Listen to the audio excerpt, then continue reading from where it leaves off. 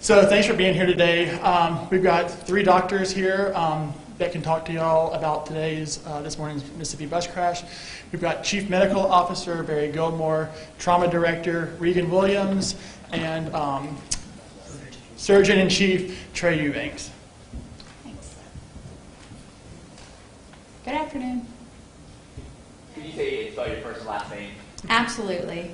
Regan Williams, ReganWilliams. And your title? I am the Trauma Medical Director at Bonheur Children's Hospital and an Associate Professor at the University of Tennessee Health Science Center. So what can you tell us? What's the current situation? Sure. Shortly before 8:30 this morning, we received notice that we would be getting multiple injured children from a bus crash down in Mississippi. We've so far received 8 children, 4 of those by air ambulance, 2 by ground ambulance, and 2 by private vehicle that were brought in by their parents. They have all been seen and assessed and examined, and we're currently treating their injuries. Earlier this morning, we have heard that 6 were deemed serious condition. Do you have any kind of update on the severity of those 8? Sure. 4 are definitely going to require admission to the hospital and are considered serious but not critical. And then the other 4 have very minor or no injuries and will likely be able to go home today. What are those families telling you? What is your conversation like? I haven't had a lot of conversations with the families because we've been busy trying to take care of the patients. But from what we heard from EMS when the patients arrived, that there had been a crash, which was a rollover bus accident, and that the patients, none of them were ejected, but of course were bounced around in the bus and then had sustained injuries from that. Can you talk a little bit about what those injuries are? I cannot. They're multi-system, but they're not critical but serious and will definitely need some treatment.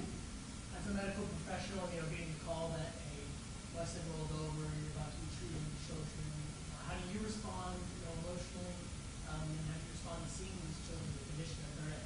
Sure. So actually, we were all on morning rounds seeing our other patients in the hospital when we got the page that there was a bus accident. We usually think that someone, when they say that they're kidding, but they weren't kidding. And so we called down to the emergency department, who were the initial people to treat the patients, and talked about what they thought we would be getting and how we would handle the influx of patients. My initial response was just wondering if we were going to have enough people to take care of the patients, and based on the number that we thought we were getting, we did institute just a stage 1 disaster plan, which is just local in the emergency department, so that everybody in the emergency department as well as the hospital staff would know that we expected multiple injured patients and that we may need to be getting more resources together. We also work very closely with Regional 1 Health Center, and so their trauma medical director paged me immediately to ask how we were doing and if there was anything we needed from them, which was nice. So emotionally, we just all get ready to take care of the patients and make sure that everyone is available and on hand and that we know what we have and what our status is and when we'll need to ask for help. I see this is something you train for, no matter if it's 6 or 30 children. Just kind of talk about kind of that stage 1 like we talked about. And Sure. What So that entails. So we do train for this all the time. We actually have 6 resuscitation bays that can take trauma patients at one time. And we, throughout the hospital, yearly have a disaster plan, which we enact. And we just last week had some disaster training. So it was good timing. We'd all been talking about disaster response already. But we have a large team of people, both at pediatric emergency medicine, physicians, orthopedic specialists, neurosurgeons, and pediatric surgeons that all take care of the patients together. So we're able to all go down and assess the patients and get them all taken care of in a timely fashion. You get that initial call. Who knows what it rolled over on its side. You're kind of didn't know the severity of it. Now that we kind of are at this point, how I guess relief, or how would you kind of describe what could have been and what the reality is now? So there is a sense of relief. We can definitely handle 8 patients in our emergency room without really the hospital feeling any effect of that. The emergency room is very busy, so we're used to taking care of a lot of patients, and we sometimes get 4 to 6 trauma patients just for different things that go on during the day. But there is a sense of relief that the patients are not more critically injured and that they have injuries that we'll be able to treat. And so it's good to know that they're where they need to be. They got here very quickly by air ambulance, which was nice, and that there are none that are in critical condition. And were they Individually, you can only put one patient on a flight. How long does that take? Was that a rough 10-minute flight, 15-minute flight? I don't actually know what the flight time is. Do you, Larry? The flight time from there is less than 15 to 20 minutes maximum with that. It does take a bit of time to get 4 helicopters landed at a scene and then up here offloaded and then the next one arrived. So there were, how many helicopters did you all have? So we don't have a helicopter, but we have a PD flight service So that these runs are- with the hospital wing. Yeah. So that's out of wing with that.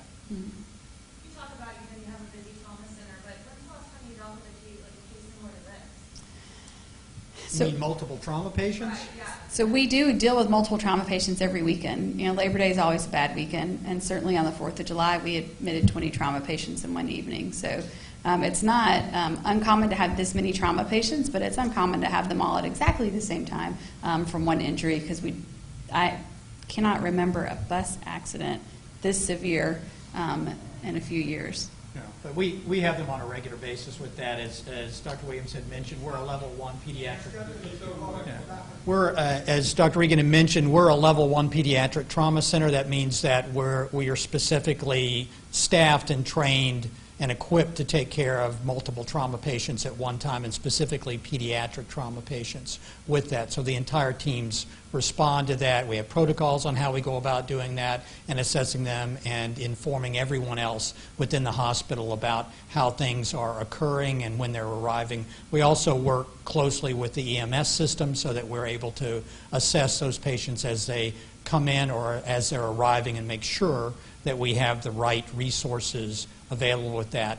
As Dr. Williams mentioned, we are a busy trauma center, and we see over 100,000 patients here a year. So, again, getting 4 patients at one time that are injured is not necessarily unusual for us.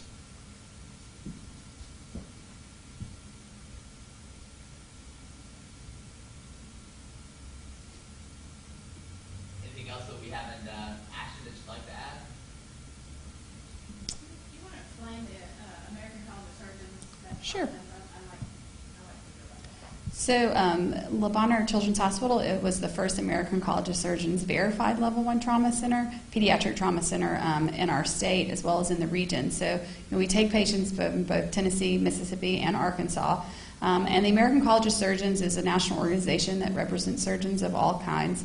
But it has a very organized trauma system, and to be verified, you have to go through a number of visits and have certain processes in place that will ensure that you give great, adequate care to your trauma patients. So, for instance, for us to be in a level 1 trauma center, we have to be available all the time to respond to traumas. We have to have an operating room that's open, which was great in this case because we have a busy operating room, but we have a room that's always open for trauma patients, and they were ready for these patients today. Just as a doctor, it must have been a busy seeing 8 patients at once. What does it mean to kind of go through that process, knowing that the system works, what you all train for? How does that feel about it? You kind of moment to kind of step back from that? It is always nice when the system works. And so the system is carefully set up. Actually, Dr. Eubank set up our trauma system in 2011. That was when we were initially verified by the American College.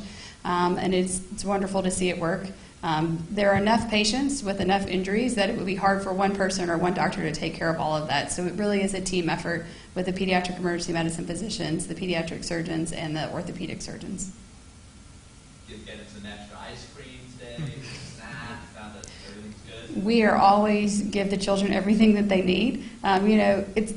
We laugh, but it's really important to support the psychosocial aspect of these kids. I mean, they had a horrible thing happen to them today, and they're going to have a lot of mental social stress. Not just their injuries that we're dealing with right now, but actually the long-term effect of this. So one of the things that I think is really special about our hospital is that we don't just manage the injuries, but we also manage the patient and support the parents through this. So we have a very robust child life department that will be helping the kids sort of talk about what they see, how they felt about it, and then help them deal with this as they move forward. And I imagine talking with the parents too, there's probably some information for them to kind of take home with them once they're released. Absolutely, yeah. So all the trauma patients, we do a psychosocial assessment by social work, and they have some information that's sent home with them on looking for signs of post-traumatic stress disorder and who to contact, which would be our trauma clinic if any of those things occur. Can you talk about the importance of kids being able to talk about this and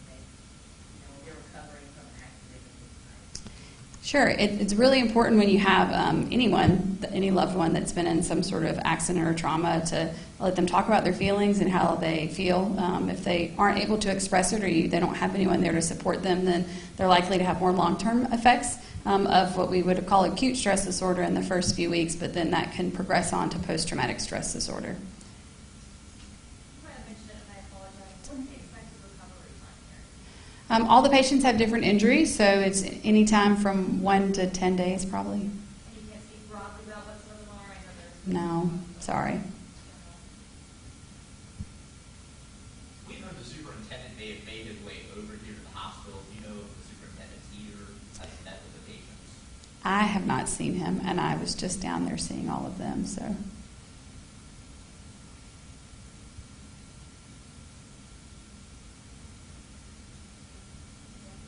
You're welcome. All right, thanks.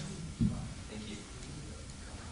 Oh, could the other doctor say his name too, the other one who spoke? Oh, okay. The person last name. Yes, hi. Barry Gilmore, B-A-R-R-Y-G-I-L-M-O-R-E. I'm the Chief Medical Officer for Bonheur Children's Hospital. Sure.